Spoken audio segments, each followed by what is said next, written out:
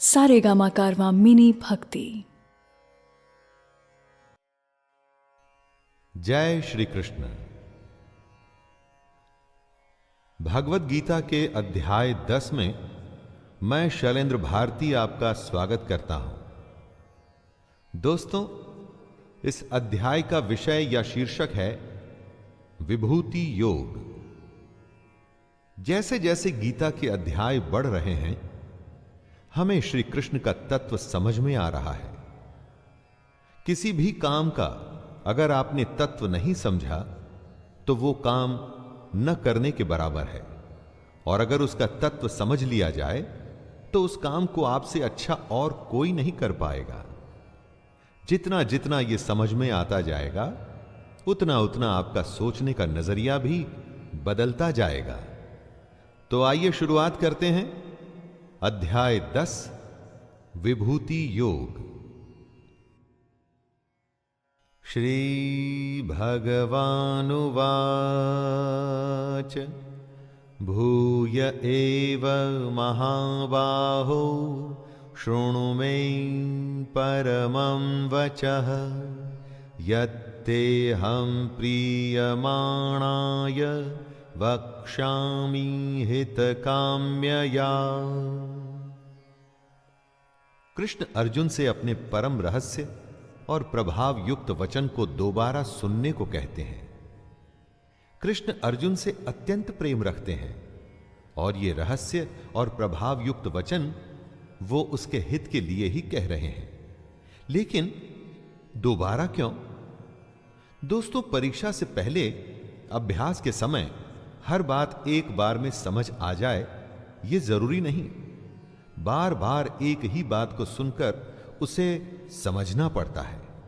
और फिर ये तो श्री कृष्ण के वचन हैं, जिनसे बड़ा ज्ञान कोई है ही नहीं, तो इन बातों को तो दोबारा सुनना ही पड़ेगा। जब आप कृष्ण की शरण में आ जाते हैं तो फिर आप उनकी जिम्मेदारी हो जाते हैं।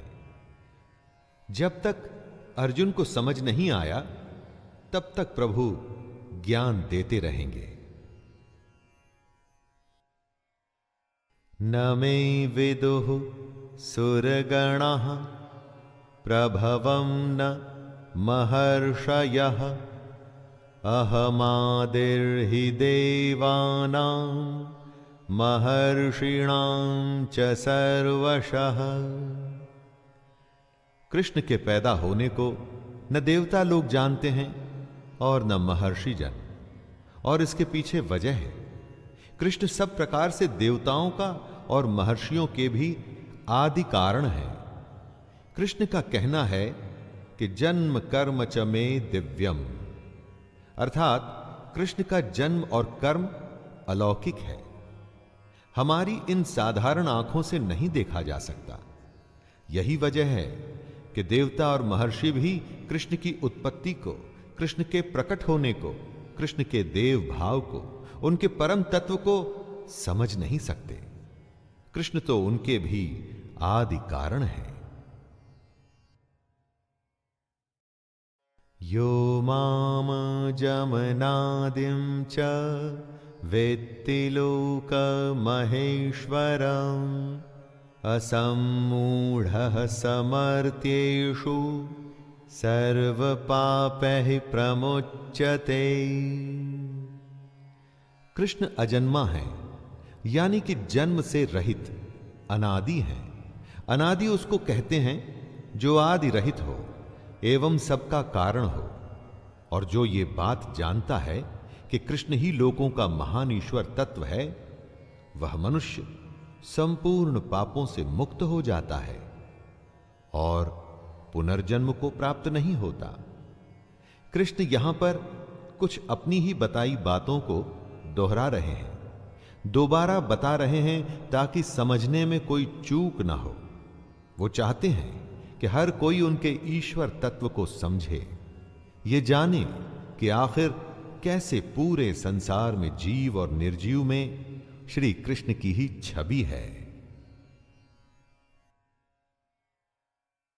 बुद्धिर्ज्ञानमसम्मोहः क्षमा सत्यं दमः शमः सुखम दुःखम भवो भावो भयं चाभयमेव च अहिंसा समता तुष्टिस्तपोदानं यशो यशः भवन्ति भावा भूतानां मत्त एव पृथग् विधाः। जीवन में हर स्थिति अपने साथ एक नया ही भाव लेके आती है। जैसी सिचुएशन होती है ना दोस्तों, उसी तरह की फीलिंग हमारे अंदर आती है। इन सब भावों के बारे में बताते हुए कृष्ण कहते हैं, निश्चय करने की शक्ति, यथार्थ ज्ञान, असम्मूढ़ता, क्षमा, सत्य, इंद्रियों का वश में करना, मन का निग्रह तथा सुख दुख, उत्पत्ति प्रलय और भय अभय तथा अहिंसा, समता, संतोष, तप इंद्रियादि को तपा कर जब शुद्ध किया जाता है तो उसे ही तप कहते हैं। दान, कीर्ति और अपकीर्ति, ऐसे ये प्राणियों के जितने भी भाव हैं ये मुझसे ही होते हैं। यानी हमारे हर भाव के कारण कृष्ण ही हैं। महर्षयः सप्त पूर्वे चत्वारो मनवस्तथा मद्भावा मानसा जाता येषां लोक इमाः प्रजाः। हम सब के होने से पहले दुनिया में कुछ और था, उसी को बताते हुए कृष्ण कहते हैं, वो थे 7 महर्षि जन। इन 7 महर्षि जन से भी पहले थे 4 सनकादि, अर्थात मन, बुद्धि, चित्त और अहंकार। स्वयंभुव आदि 14 मनु, ये सब के सब कृष्ण के संकल्प से ही उत्पन्न हुए। कृष्ण की ही प्रेरणा से ये सब पैदा हुआ। इन्हीं सब की संसार में हम सब संपूर्ण प्रजा हैं। हमारे आने से पहले ये सब थे और इनकी होने की वजह थे कृष्ण। जब कुछ भी नहीं था तब कृष्ण थे, जब कुछ नहीं रहेगा तब दोबारा सब कुछ की उत्पत्ति के लिए भी कृष्ण ही होंगे दोस्तों। एतां विभूतिं योगं च मम यो वेत्ति तत्त्वतः सोऽविकम्पेन योगेन युज्यते नात्र संशयः। क्यों है ये दुनिया, कैसे बनी ये दुनिया? ये सबसे स्वाभाविक सवाल हैं जो सोचने वाले के मन में आते ही हैं। इसी के लिए कृष्ण कहते हैं कि जो पुरुष उनके इस परम ईश्वरीय रूप विभूति को और योग शक्ति को तत्व से जानता है वो सबसे बड़ा ज्ञानी है। लेकिन ये योग शक्ति तत्व आखिर है क्या?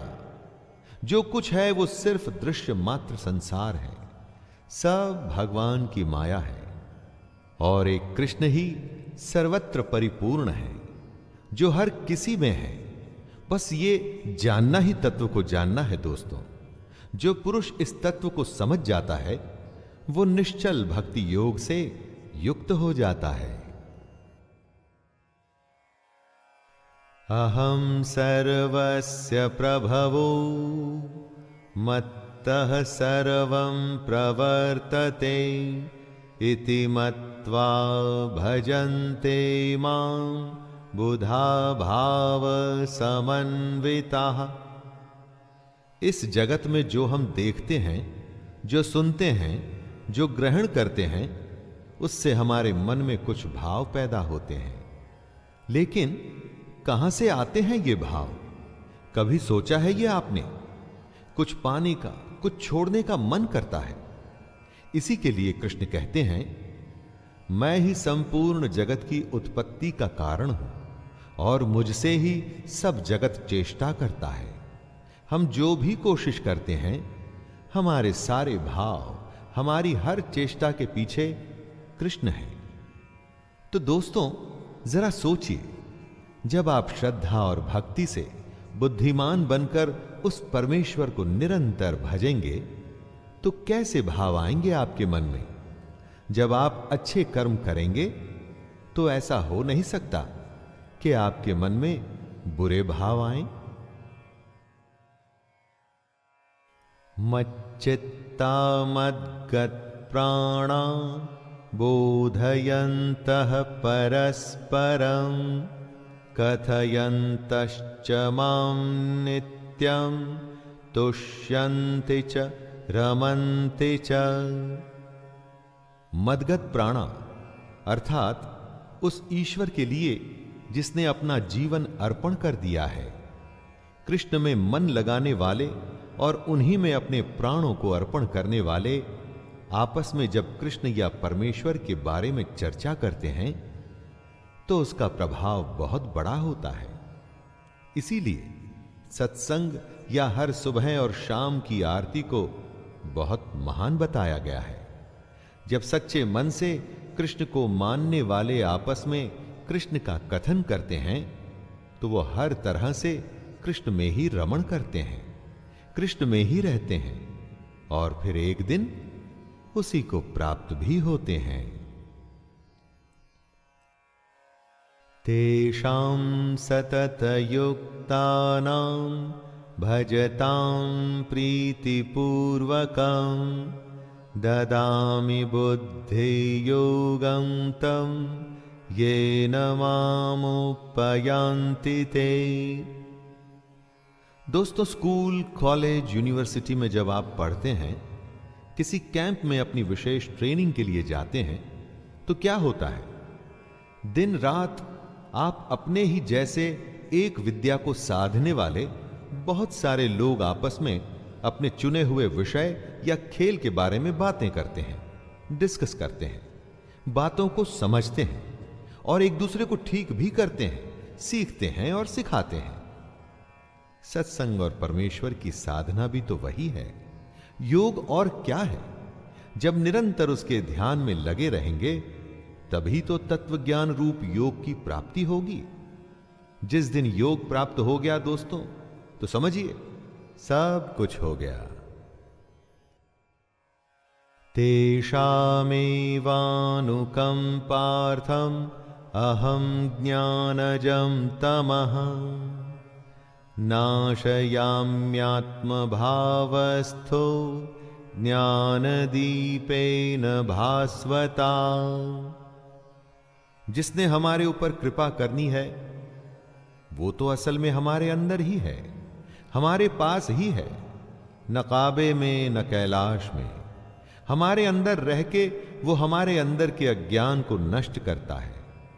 लेकिन ये सब अपने आप तो हो ही नहीं सकता, कुछ तो चेष्टा हमको भी करनी होगी। सिर्फ सच्चे मन से उसके बारे में सोचना होगा, सच्चे मन से अपना कर्म, अपना कर्तव्य निभाना होगा, अपनी इच्छाओं और मोह को छोड़ना होगा। हमारे ऐसा करने के बाद सारा काम उसी का है। परमेश्वर ना तो हमारे कर्म और ना ही हमारे योग को कभी नष्ट नहीं होने देंगे।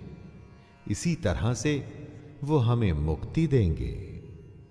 अर्जुन उवाच परम ब्रह्म परम धामं पवित्रं परमं भवान् पुरुषं शाश्वतं दिव्यम् आदिदेवमजं विभुम् आहुस्त्वां ऋषयः सर्वे देवर्षिर्नारदस्तथा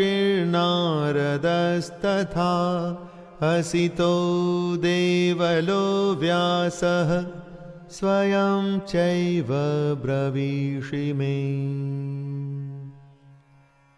अर्जुन ने युद्ध छोड़ दिया था। युद्ध के बीचों बीच बैठ उसने लड़ने से मना कर दिया था।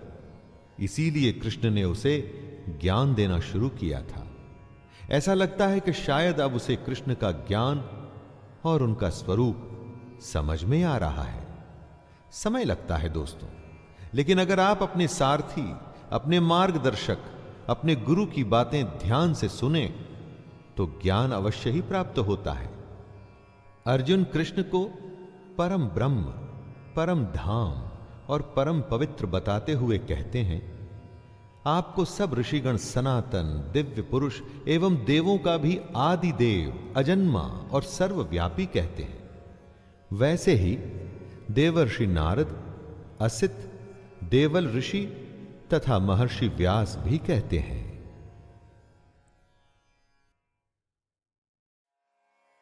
सर्वमेतद्ऋतं मन्ये यन्मां वदसि केशव, न हि ते भगवन् व्यक्तिं विदुर्देवा न दानवाः। अर्जुन को अब जब कृष्ण का असली रूप समझ में आ रहा है तो वो उन्हीं बातों को दोहरा रहा है जो कृष्ण ने कही थी। अभ्यास का दोहराना लेसन सीखने की एक बहुत बड़ी क्रिया है ना? याद करिए वो दिन जब परीक्षा से पहले न जाने कितने ही बार दोहरा दोहरा के आप ये सुनिश्चित करते थे कि परीक्षा के दिन आपको सब कुछ भली भांति याद हो। अर्जुन कहते हैं, हे केशव, जो कुछ भी मेरे प्रति आप कहते हैं इस सबको मैं सत्य मानता हूं। हे भगवान, आपके लीलामय स्वरूप को न तो दानव जानते हैं और न देवता ही।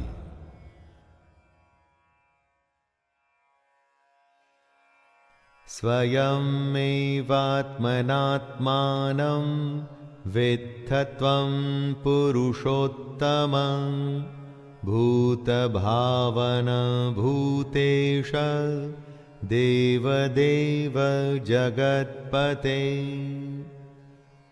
अर्जुन कृष्ण को भूतों को उत्पन्न करने वाले कह रहे हैं। भूत अर्थात जो भी हमें दिखता है, ये सारी दुनिया, ये सब उसी की सृष्टि है। वही इन भूतों का ईश्वर है। अर्जुन आगे कहते हैं, हे देवों के देव, हे जगत के स्वामी, हे पुरुषोत्तम, आप स्वयं ही अपने से अपने को जानते हैं।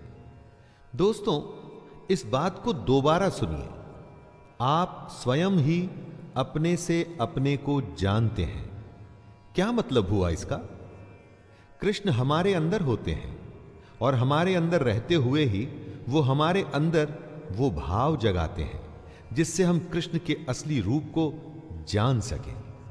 तो ये तो वही बात हुई कि अपने से अपने को जानना, है ना? वक्तुमर्हस्य शेषेण दिव्या ह्यात्मविभूतयः याभिर्विभूतिभिर्लोकान् इमांस्त्वं व्याप्य तिष्ठसि। ज्ञान का मार्ग आसान नहीं है। जो जानना चाहता है वो कभी रुकता नहीं, उसे और जानना होता है। ऐसे ही अर्जुन के साथ भी हो रहा था। कृष्ण के स्वरूप का ज्ञान अभी अर्जुन के लिए बाकी था। उसका संशय खत्म होना शुरू हुआ था, लेकिन पूरी तरह से खत्म नहीं हुआ। इसीलिए वो कृष्ण से कहते हैं, आप ही अपनी उन दिव्य विभूतियों को संपूर्णता से कहने में समर्थ हैं, जिन विभूतियों द्वारा आप इन सब लोगों को व्याप्त करके स्थित हैं। अर्जुन कृष्ण से उनकी विशेषता, उनकी खासियत जानना चाहता है, और वो ये भी जानता है कि अपनी विशेषता के बारे में सिर्फ और सिर्फ कृष्ण ही कह सकते हैं और कोई नहीं। कथं विद्यामहं योगिन्स त्वां सदा परिचिन्तयन् केषु केषु च भावेषु चिन्त्योऽसि भगवन्मया। अर्जुन अपने सवाल को बढ़ाते हुए पूछ रहा है कि वो किस प्रकार निरंतर चिंतन करता हुआ कृष्ण को जाने और किन किन भावों से कृष्ण उसके द्वारा चिंतन करने योग्य हैं। कैसे वो निरंतर कृष्ण का चिंतन करे और वो कौन से भाव हैं जिनसे वो कृष्ण के बारे में सोचे। अर्जुन की इस पिपासा, जिज्ञासा से हमें यह सीखना चाहिए दोस्तों कि जब तक कि ज्ञान पूरा न मिल जाए हमें रुकना नहीं चाहिए। इसी तरह की निष्ठा, इसी तरह की तन्मयता यानी कि लगन आपको अपने क्षेत्र में बेस्ट बनाती है या वर्ल्ड चैंपियन बनाती है। विस्तरेणात्मनो योगं विभूतिं च जनार्दन भूयः कथयः तृप्तिर्हि शृण्वतो नास्ति मे मृतम्। अर्जुन कृष्ण की योग शक्ति विभूति के बारे में विस्तार पूर्वक जानना चाहता है। कृष्ण के वचन सुन अर्जुन के विषाद से भरे मन को आराम मिल रहा था। वो उनकी बातें और सुनना चाहता था। उसको अभी भी शांति प्राप्त नहीं हुई थी, बल्कि उसकी जिज्ञासा और भी बढ़ गई थी। ये पहचान थी दुनिया के सबसे बड़े धनुर्धर की। वो रुकता नहीं था जब तक कि अपने अभ्यास में, अपने काम में सर्वश्रेष्ठ, दी बेस्ट न हो जाता। दोस्तों, आप अपने जीवन में कब संतुष्ट होते हैं? एवरेज होके या दी बेस्ट होके? श्री भगवानुवाच हन्तते कथयिष्यामि दिव्या ह्यात्मविभूतयः प्राधान्यतः कुरु श्रेष्ठ नास्त्यन्तो विस्तरस्य मे। अर्जुन कृष्ण का विस्तार, उनकी सीमा जानना चाहता है। कृष्ण सादगी से कहते हैं, तू मेरी विभूति, मेरी विशेषता के बारे में सुन, क्योंकि मेरे विस्तार का तो कोई अंत ही नहीं। दोस्तों, कृष्ण की क्या सीमा है? वो कहां तक जाते हैं? वो हम लोगों के लिए या अर्जुन के लिए यह जानना संभव है क्या? ना, यह संभव नहीं है दोस्तों। जो अनादि और अनंत है, यानी कि जिसका कोई आरंभ ही नहीं, जिसका कोई अंत नहीं, विदाउट बिगिनिंग और एन एंड, उसके विस्तार को आप कैसे समझोगे? हां, लेकिन जरूरी है कृष्ण के स्वरूप को समझना, और वही बात स्वयं कृष्ण समझा रहे हैं। अहमात्मा गुडाकेश सर्वभूताशयस्थितः अहमादिश्च मध्यम च भूतानामंत एव च। कृष्ण कहते हैं, हे अर्जुन, मैं सब भूतों के हृदय में स्थित सबकी आत्मा हूं तथा संपूर्ण भूतों का आदि, मध्य और अंत भी मैं ही हूं। हमारे अंदर जो आत्मा स्थित है, जिससे हमको मिलना है, जिसको हमें जानना है, वो कृष्ण ही है। हमारी शुरुआत, मध्य और आखिरी पड़ाव भी कृष्ण ही है। कई बार जब हम कुछ करते हैं तो अंदर से आवाज आती है कि ये सही है या ये गलत है। कौन होता है वो जो आपको ये बताता है? हमारी अंतरात्मा यानी कृष्ण, जो अपने अंदर की इस आवाज को निरंतर सुनने लगते हैं। उनकी गट फीलिंग कभी गलत नहीं होती दोस्तों।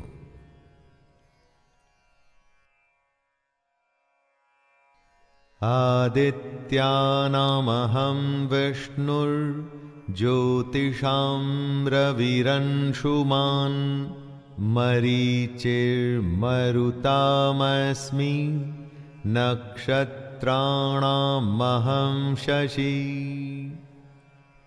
अदिति ऋषि कश्यप की पत्नी थी। उनके 12 पुत्र थे, जिन्हें देवता भी कहा जाता है। कृष्ण कहते हैं कि अदिति के 12 पुत्रों में वो विष्णु हैं। जितनी भी ज्योतियां हैं, उनमें कृष्ण किरणों वाले सूर्य हैं। कृष्ण 49 वायु देवताओं का तेज है, और नक्षत्रों का अधिपति चंद्रमा भी कृष्ण है। यहां पर कृष्ण अपनी महिमा, अपने विराट स्वरूप को समझा रहे हैं।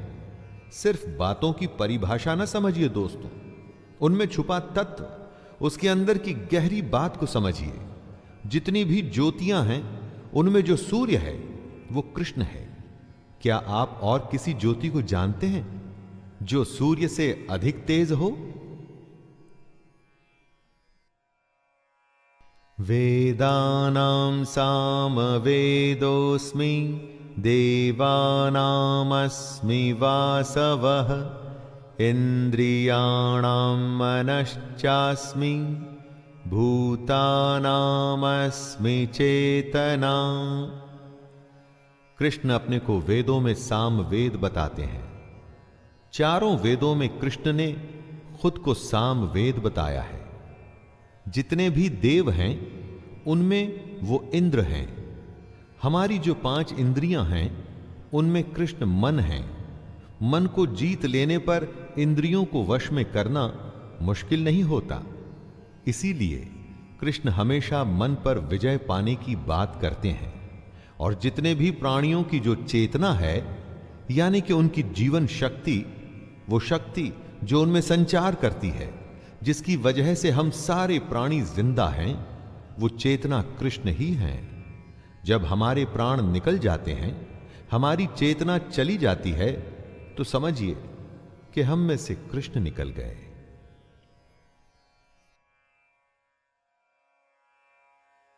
रुद्राणां शंकरश्चास्मि वित्तेषु यक्षरक्षसां वसूनां पावकश्चास्मि मेरुः शिखरिणामहम्। ऋग्वेद में रुद्र को बलवानों में सबसे अधिक बलवान कहा गया है। ऐसे एकादश रुद्र होते हैं।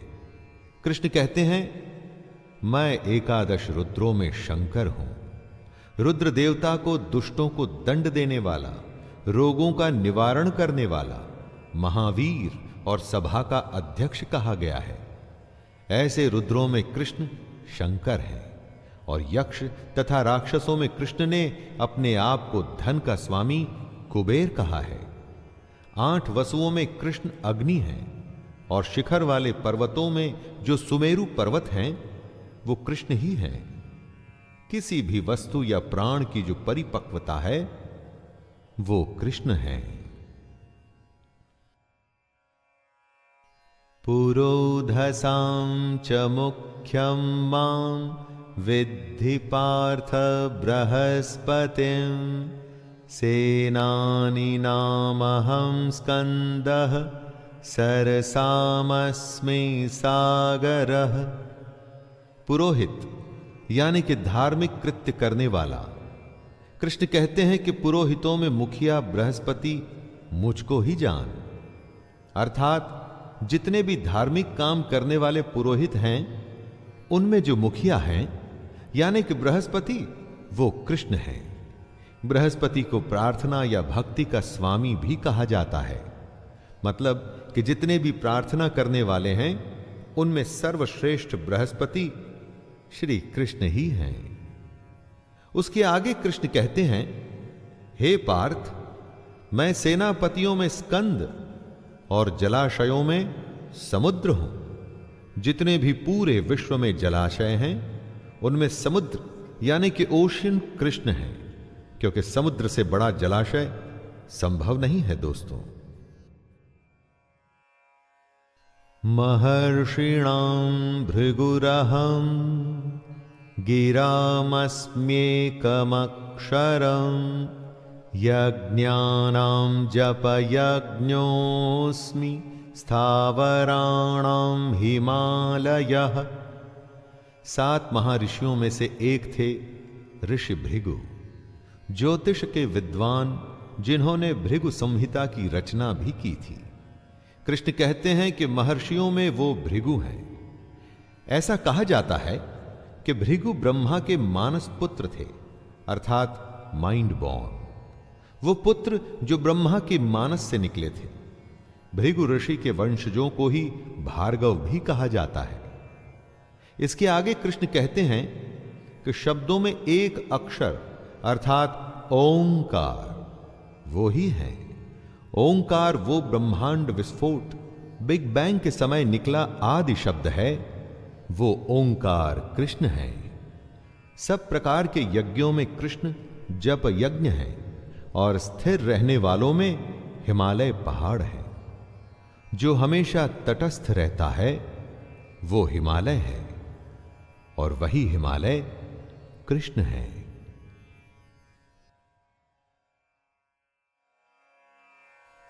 अश्वत्थः सर्ववृक्षाणां देवर्षीणां च नारदः गन्धर्वाणां चित्ररथः सिद्धानां कपिलो मुनिः।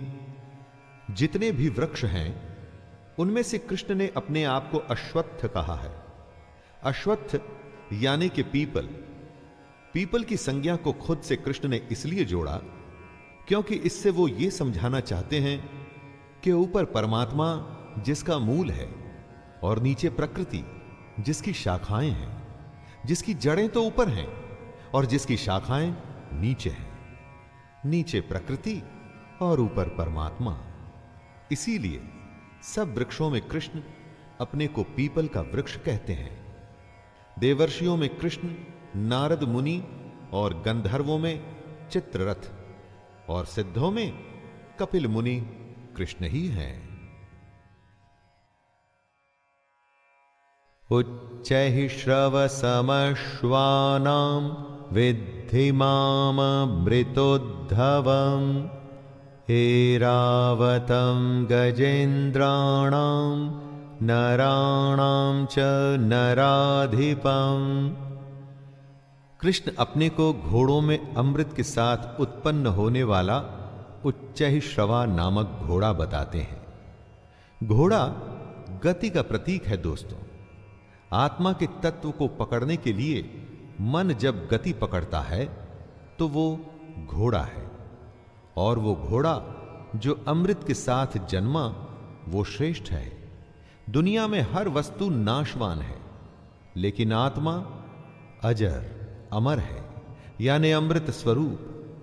दोस्तों, श्रेष्ठ हाथियों में कृष्ण ऐरावत नामक हाथी हैं, और मनुष्यों में जो राजा है वो कृष्ण है।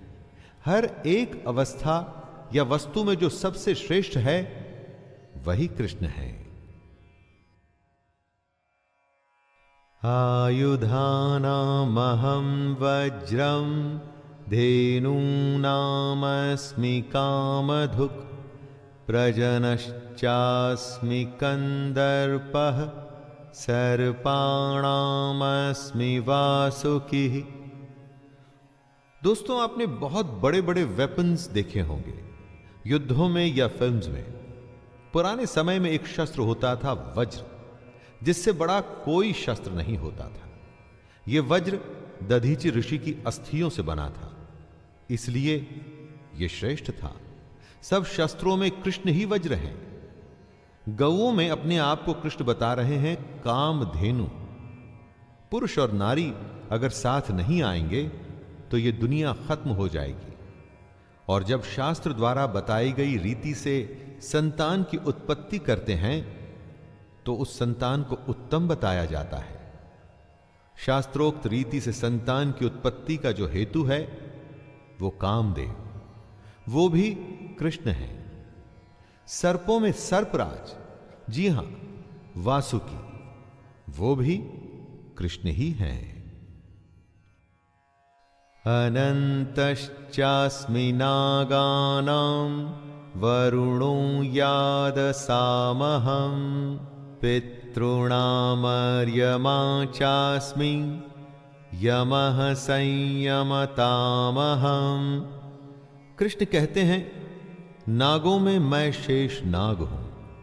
शेष नाग वो नाग है जिसके 1000 फन होते हैं, इसीलिए इन्हें अनंत शेष नाग कहा जाता है। विष्णु भगवान इसी पर विराजमान होकर के सोते हैं। पौराणिक कथाओं में ऐसा कहा गया है कि हमारी धरती को शेष नाग ने ही धारण किया हुआ है। जलचरों में कृष्ण अधिपति वरुण देवता हैं और पितरों में अर्यमा नामक पितर है, तथा शासन करने वालों में यमराज मैं ही हूं, ऐसा कृष्ण कहते हैं। जीवन के हर क्षेत्र से कोई ना कोई एक उदाहरण चुन लीजिए, उसकी विशेषता और श्रेष्ठता में आपको कृष्ण ही नजर आएंगे। यही बात हमें कृष्ण समझा रहे हैं कि वे क्या हैं। प्रह्लादश्चास्मि दैत्यानां कालः कलयतामहं मृगाणां च मृगेन्द्रोऽहं वैनतेयश्च पक्षिणां। दैत्यों में कृष्ण प्रह्लाद है, वही प्रह्लाद जो हिरण्यकश्यप का पुत्र था। लाखों कोशिशों के बावजूद जिसे हिरण्यकश्यप मार नहीं पाया था।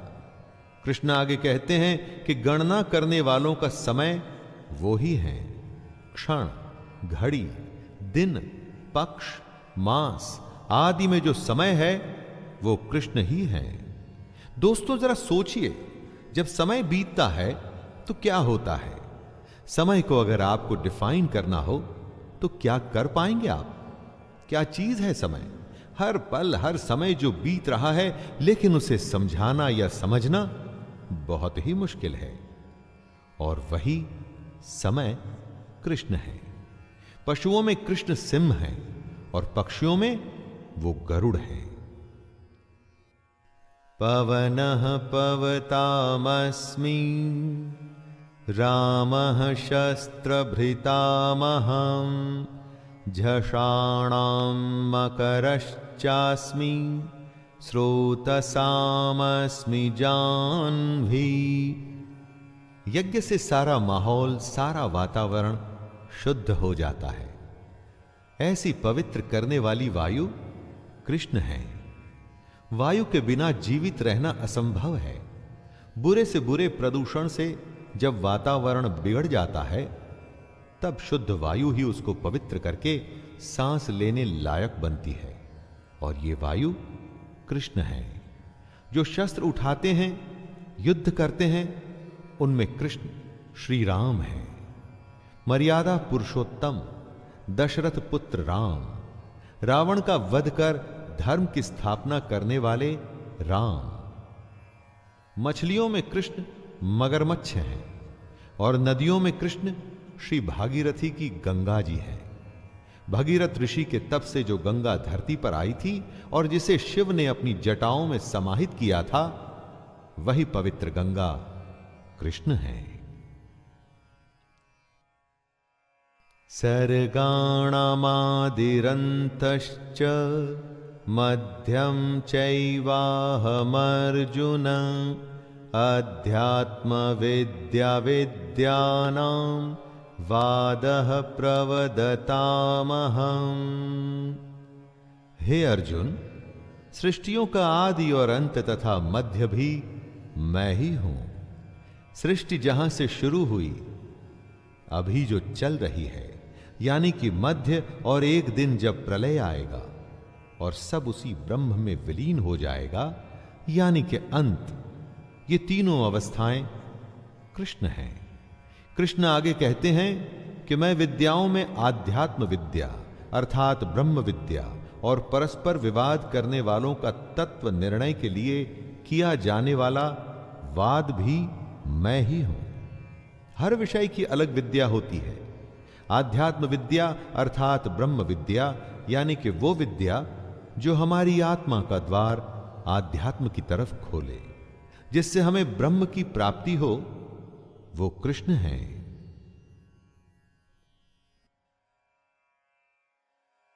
अक्षराणामकारोऽस्मि द्वन्द्वः सामासिकस्य च अहमेवाक्षयः कालो धाताहं विश्वतो मुखः। हर एक भाषा के वर्णाक्षर यानी कि अल्फाबेट्स होते हैं दोस्तों, और कृष्ण कहते हैं कि अक्षरों में मैं अकार हूं। अकार का अर्थ है अ अक्षर, यानी कि हमारी वर्णमाला जहां से शुरू होती है वो अ। कहीं यही वो पहला अक्षर तो नहीं जो कोई शिशु सबसे पहले अपने मुंह से निकालता है। कृष्ण कहते हैं कि समासों में मैं द्वंद्व नामक समास हूं। द्वंद्व समास यानी कि वो समास जिसमें दोनों पद प्रधान होते हैं। अक्षय काल अर्थात काल का भी महाकाल तथा सब और मुख वाला विराट स्वरूप सबका धारण पोषण करने वाला भी मैं ही हूं। मृत्युः सर्वहरश्चाहम् उद्भवश्च भविष्यताम् कीर्तिः श्रीर्वाक्च नारीणां स्मृतिर्मेधा धृतिः क्षमा। कृष्ण अपने बारे में ही विभूतियां बताते हुए कह रहे हैं कि मैं सबका नाश करने वाला मृत्यु और उत्पन्न होने वालों का उत्पत्ति हेतु हूं। जब कोई पैदा होता है तो उसका कारण वजह कृष्ण है। जिस भी किसी का जन्म हो रहा है उसकी वजह कृष्ण को ही माने। और फिर जब देह का समय पूरा हो जाता है, जब समय हो जाता है आत्मा के शरीर को बदलने का, तो मृत्यु भी कृष्ण ही है। स्त्रियों में कीर्ति यानी कि ग्लोरी दोस्तों, श्री यानी कि सम्मान, वाक यानी कि बोलना, स्मृति मेधा यानी कि इंटेलेक्ट, धृति यानी कि बराबरी और क्षमा मैं ही हूं। बृहत्साम तथा साम्नां गायत्री छन्दसामहं मासानां मार्गशीर्षोऽहं ऋतूनां कुसुमाकरः। श्रुति यानी कि सुना हुआ, ईश्वर की वो वाणी जो सुनी जाती है। कृष्ण अपना परिचय देते हुए अर्जुन से कह रहे हैं, गायन करने योग्य श्रुतियों में मैं बृहत्साम हूं। बृहत्साम का मतलब होता है ऐसा गायन जो स्वर्ग लोक श्रेष्ठत्व, मन और तेज को स्वर आलाप से व्यंजित करता हो, यानी कि वो सबसे बड़ा गायन जो ऋचाओं में स्वर प्रधान है। छंदों में गायत्री छंद हूं, यानी कि गायत्री महामंत्र, तथा महीनों में मार्गशीर्ष और ऋतुओं में वसंत भी मैं ही हूं। द्यूतं छलयतामस्मि तेजस्तेजस्विनामहं जयोस्मि व्यवसायोस्मि सत्वं सत्ववतामहं। छल कई तरीके के होते हैं। पैसों का छल होता है, रिश्तों में छल होता है, राजनीतिक छल होता है। जैसे दोस्तों क्रिकेट में मैच फिक्सिंग जैसे छल भी तो होते हैं ना। जितने भी छल हैं, इनमें सबसे भयंकर छल कौन सा होता है वो जानते हैं? जो पल में कुछ भी करने की क्षमता रखता हो, वो है जुआ। इसीलिए कृष्ण कहते हैं कि मैं छल करने वालों में जुआ हूं। प्रभावशाली पुरुषों का जो प्रभाव है, उनका जो ओज है, वो भी कृष्ण ही है। जो जीत जाते हैं उनकी विजय कृष्ण है। निश्चय करने वालों का निश्चय और सात्विक पुरुषों का सात्विक भाव भी कृष्ण ही है। वृष्णीनां वासुदेवोऽस्मि पाण्डवानां धनञ्जयः मुनीनामप्यहं व्यासः कवीनामुशना कविः। यादवों के अंतर्गत एक वृष्णि वंश भी था। उसी के संदर्भ में कृष्ण कहते हैं कि वृष्णि वंशियों में मैं वासुदेव हूं, अर्थात जो इस समय स्वयं अर्जुन के सामने खड़े थे वो कृष्ण। कृष्ण आगे कहते हैं कि पांडवों में वो धनंजय हैं, अर्थात अर्जुन। पांडवों में हर किसी के पास गुणों की कमी नहीं थी, लेकिन उनमें सर्वश्रेष्ठ अर्जुन ही थे।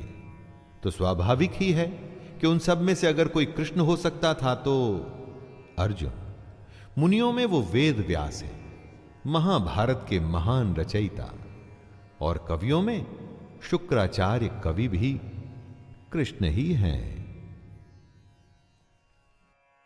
दंडो दमयतामस्मि नीतिरस्मि जिगीषतां मौनं चैवास्मि गुह्यानां ज्ञानं ज्ञानवतामहम्।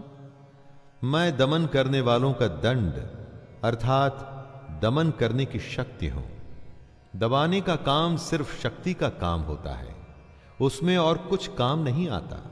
इसीलिए जिन्होंने दमन करना है, दबाना है, उनके दबाने की शक्ति कृष्ण है। जीतने की इच्छा वालों की नीति हो। जीतने के लिए बहुत कुछ करना पड़ता है, श्रम, इच्छा शक्ति, अभ्यास और जाने क्या क्या, लेकिन बिना नीति के जीत संभव नहीं है दोस्तों। गुप्त रखने योग्य भावों का जो रक्षक होता है वो होता है मौन, और वह मौन मैं हूं। अगर मौन नहीं टूटेगा तो कभी गुप्त भाव भी प्रकट नहीं होगा, और ज्ञानवानों का तत्व ज्ञान भी मैं ही हूं।